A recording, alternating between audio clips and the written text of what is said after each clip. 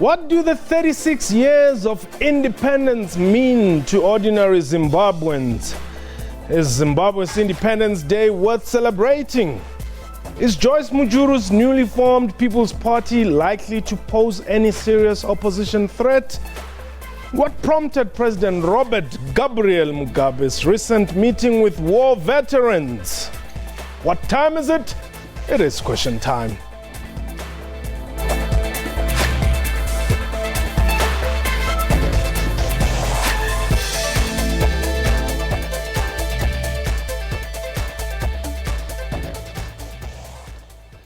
Welcome to the show. My name is Mpho Tsedu. Long-time Zimbabwean leader President Robert Gabriel Mugabe led the 36th independence celebrations in the capital Harare today.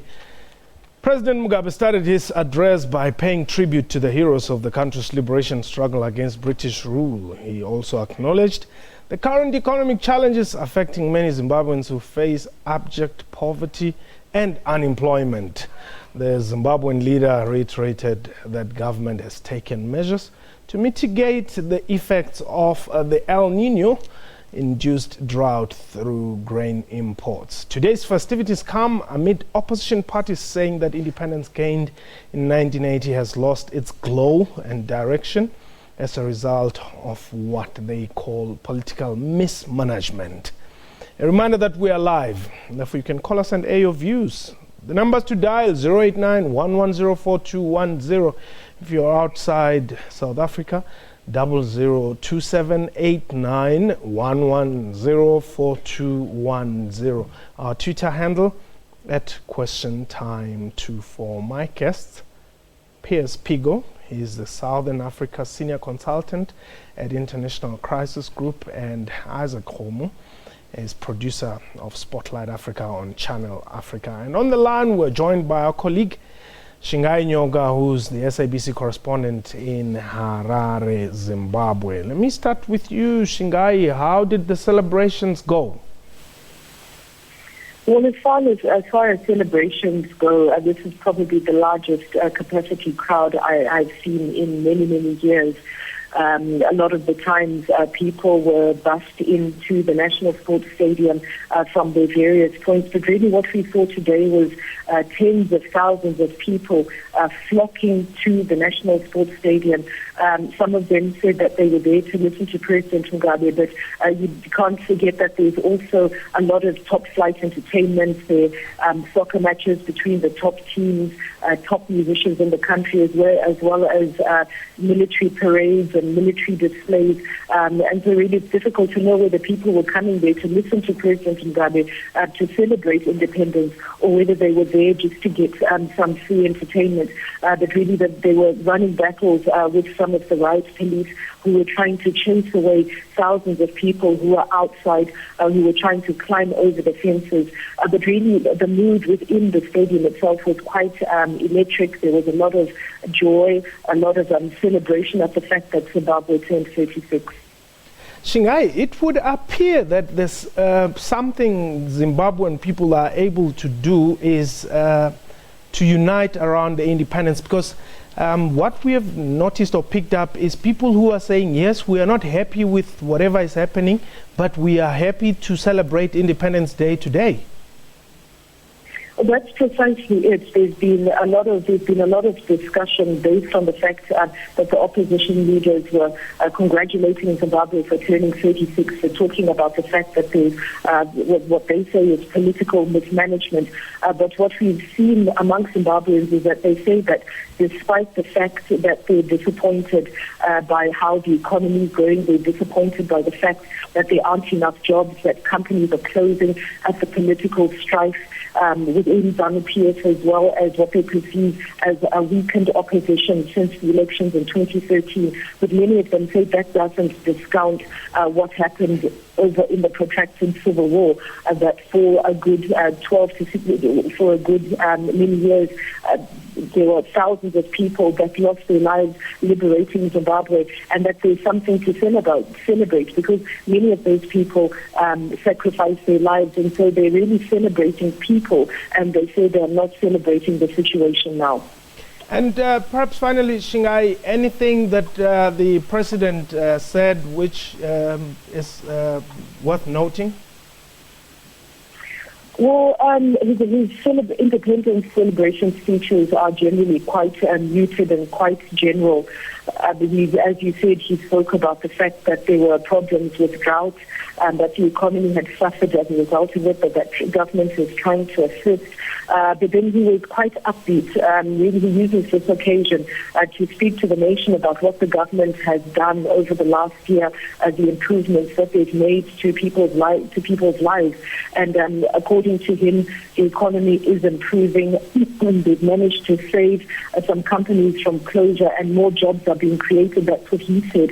But we know that on the ground, the hope that people have is really dimmed, and they believe that the situation and that the economy is actually getting worse.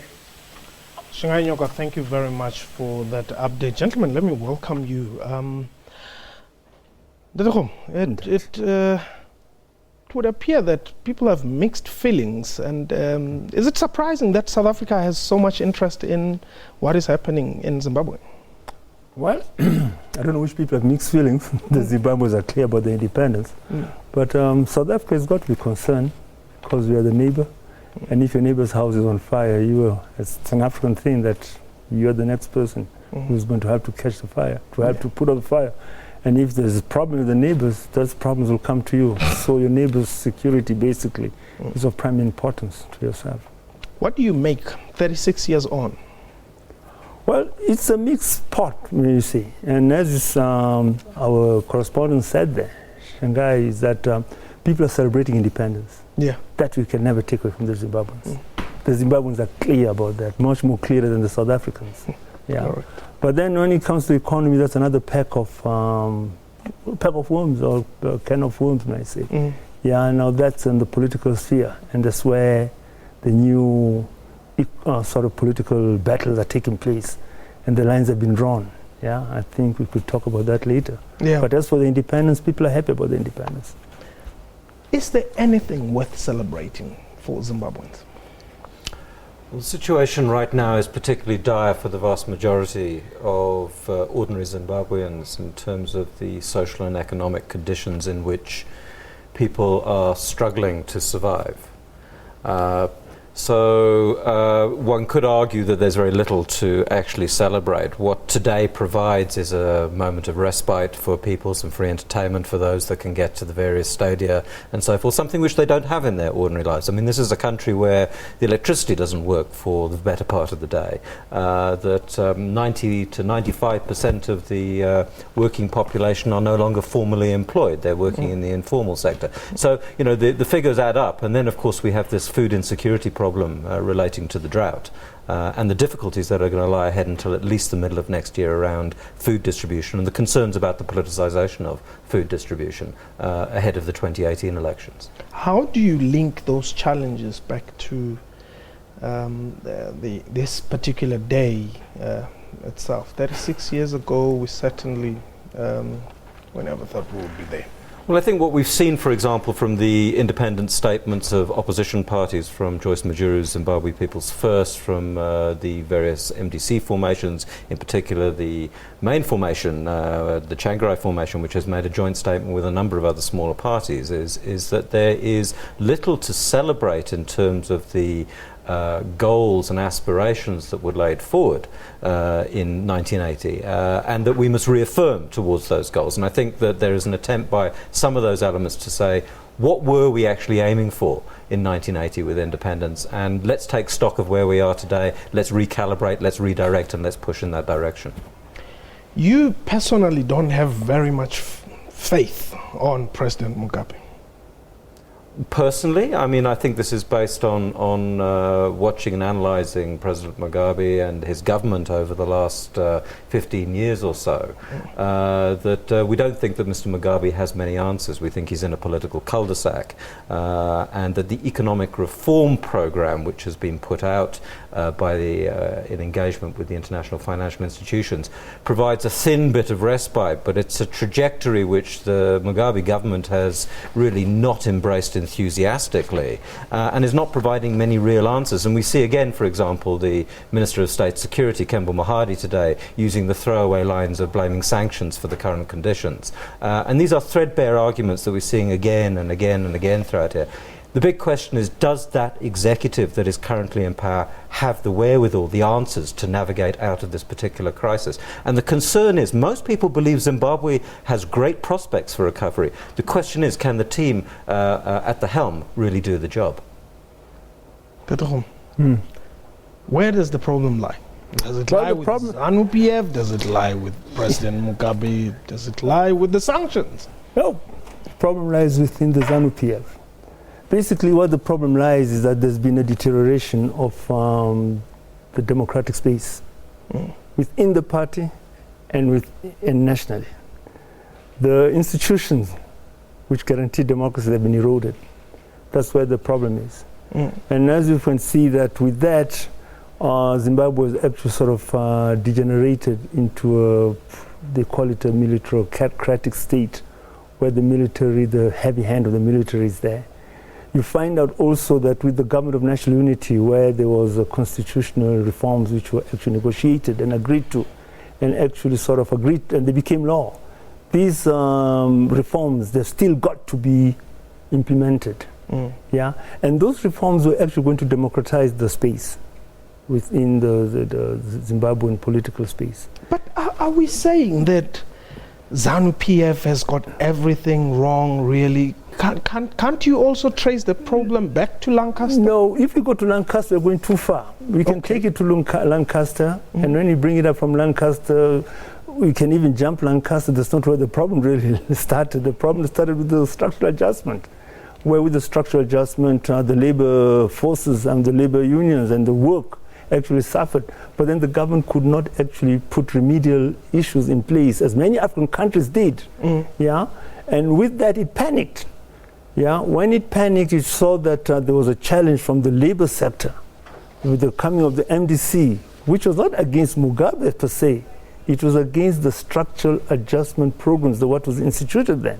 Okay. Now the government started trying to actually sort of went and they went forward with the land reform. There's nothing wrong with the land reform. The land reform was actually needed.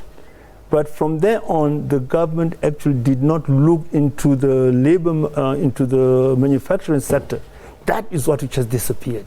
Okay. Yeah, the manufacturing sector has totally disappeared. I mean to say that the Zimbabwean workforce now it stands at about 700,000. 500,000 of that is employed in the public sector. Yeah. And 200 sector, it's in the public sector, but it's something like about teachers and the parastatals. Okay. And that is it. So basically the Zimbabwean labor working force is nothing but just it is the informal sector. Okay, that's where the problem lies. Hold it there, Paz. You say that the politics of fear predominate suffocating hopes of new initiatives. I want you to just explain to us, but only after the break.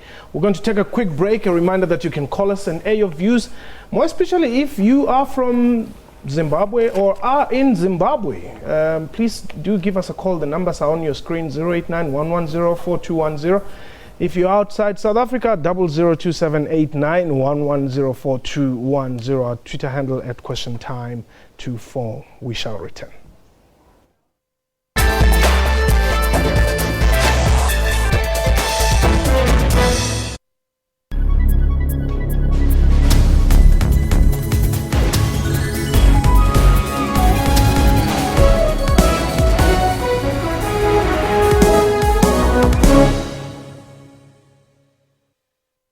The big news is Newsroom.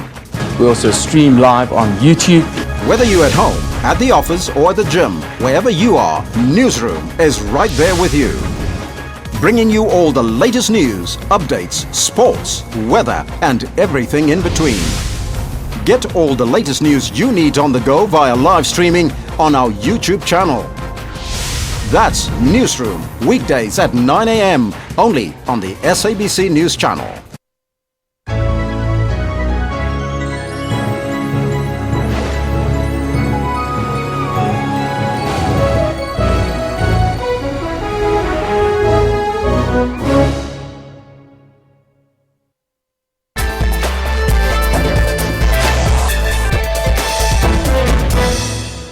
Welcome back. You're still watching Question Time. My guest today, Pius Pigo.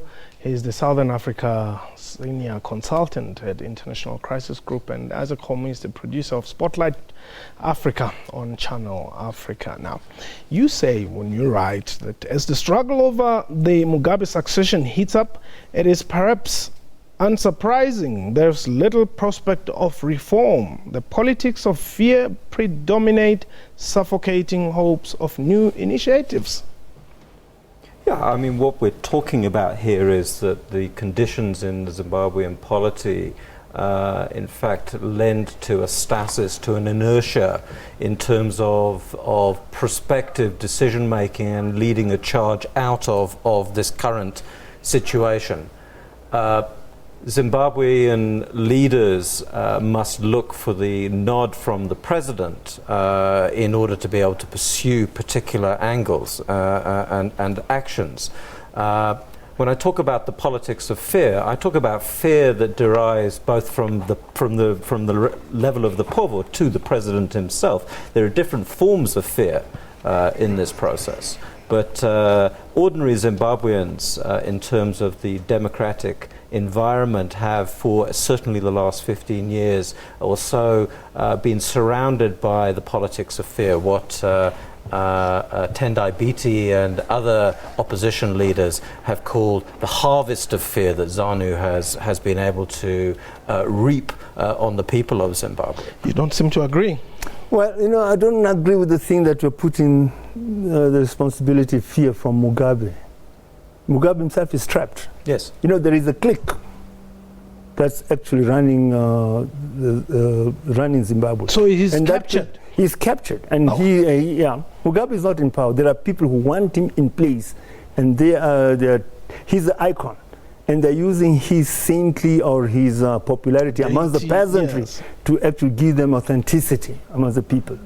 So basically, that's what's happening in Zimbabwe. And again, there's a crisis within ZANU-PF. Yeah, the majority of leaders of ZANU-PF, they're outside ZANU-PF. Yeah, there was over 100 former ministers and junior ministers who were out. 1 out of 10 provincial leaders of ZANU-PF, former generals, they're out of ZANU-PF. So there was this infighting, and there's a clique which is made up of security personnel. They are the ones who are running Zimbabwe, and they depend upon Mugabe to be in place. Okay. Mugabe basically, he does not have that influence on the tools of states. It is a clique that's running the country. Let's take Ernest. Ernest, you are in Sebokeng. Welcome. Yes, I think the problem. Hello.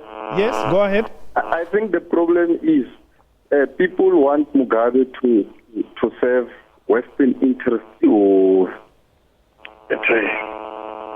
Hello? Yes, go ahead, Ernest. Yes, the people want Mugabe to serve Western interests. He's a true African leader who is decisive. He doesn't want to be everything to everybody.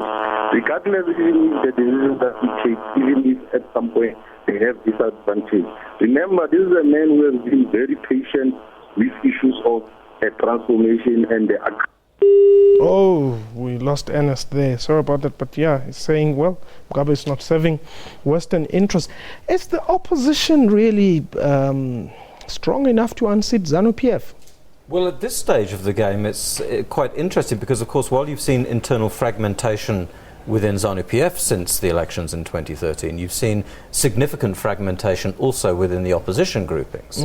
And, of course, we've seen the addition into the opposition field of Zimbabwe People's First, Joyce Majuru's party. There's prospects and there's a lot of talk and speculation about these parties coming together to form some kind of united front. We haven't seen much evidence of that, and whether or not the egos that are at play are able to be put aside in order to generate that common platform remains to be seen.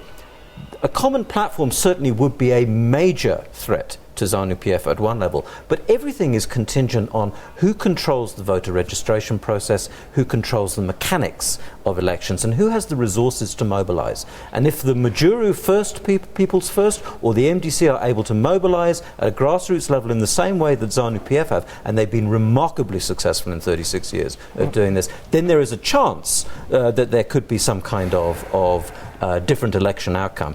As it stands at the moment, it's very unclear the extent to which they would be able to mobilize. The war vets play a very critical role in ZANU-PF politics. Well, they did play a very critical part within the ZANU-PF party. In fact, they're the people who started the land reform, the land acquisition.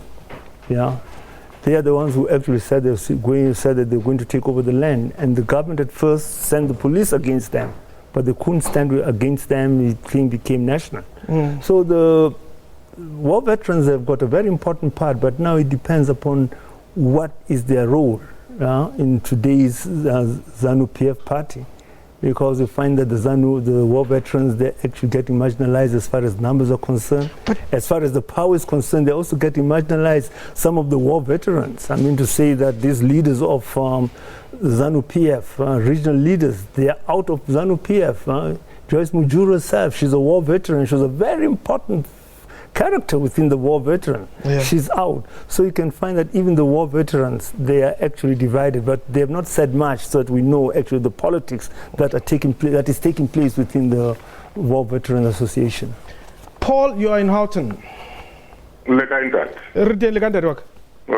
Hey. I just wanted to say on this issue of the Zimbabwe thing. Yes. People does not understand very well where the issue comes from, where the issue goes. It's like right now, if you are seeing these people who says, I fought for the country, this is where the problem comes. If you look at Zimbabwe, you look at Angola, you look at Mozambique, it's all these people who say, I fought for the country. It's now when they're looking into this country, there are Gupta thing, and there are this, I fought for this, I'm Shinwami like this. African Union is the failure for African countries. That's why we are suffering time and again. This is what I wanted to say. It's not like when you've got a weapon, you've got a gun, and I don't have a gun, what do I have to do? Whoa, okay. Thank you very much, Dr. Paul.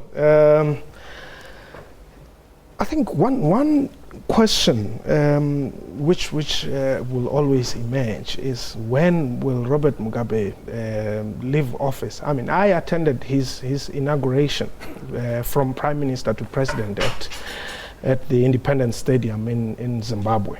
I was still fairly young, in my teens, but I never thought I would be sitting here today still referring to him as Comrade President.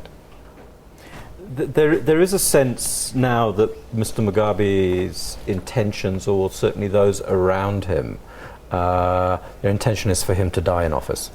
That he can remain at the apex of power as the president, at least for the foreseeable future. He is officially, according to ZANU-PF, the candidate for the president in the 2018 elections. He will be 94, and if he lives through that period, he would be 99 at the time when he would actually have to officially leave office, because there are now term limits. In fact, in every southern African country, with the exception, I think, of Swaziland, there are term limits on our presidents, including Angola as well. This has been a progress for the region. So, yeah, I think there's a sense that Mugabe may be there till the very end. I think many people, and we've seen, for instance, some senior former ZANU-PF leaders saying, it's unfair now, to do this to Mr. Mugabe. Let him go, let him retire. Okay, let's quickly look at what our tweets are saying there. Humphrey, happy birthday Zimbabwe, our land. May peace prevail, paving prosperity platforms. That's Humphrey there. El Malachi says, credit to Robert. That man is true patriotic to Zimbabwe to extent he can't just resign before his people are indeed free. Okay. And Marilele Maluleke says, Zimbabwe really need a regime change. President Mugabe has been there for years and now ran out of ideas for good. Okay, those are our tweets at question time 24. Finally, what should we look forward to? What do you expect to happen? Well, I think if you look at the opposition parties in Zimbabwe, they're very exciting. Okay. Because I mean to say, Zimbabweans are not people who actually sort of vote for anybody who brought independence. It should be remembered that in 2008, 2009, that the opposition, they held the majority in parliament. And Robert Mugabe just got in through as a president, through the skin of his teeth, So Zimbabweans are not really fools. Okay. Now, politics has got to play a very important part. The political space has got to be widened, it has got to be democratized, and people are supposed to actually, so the opposition parties are supposed to be given a chance. Okay. Yeah. Thank you very much. That was question time for today. Thank you. Goodbye.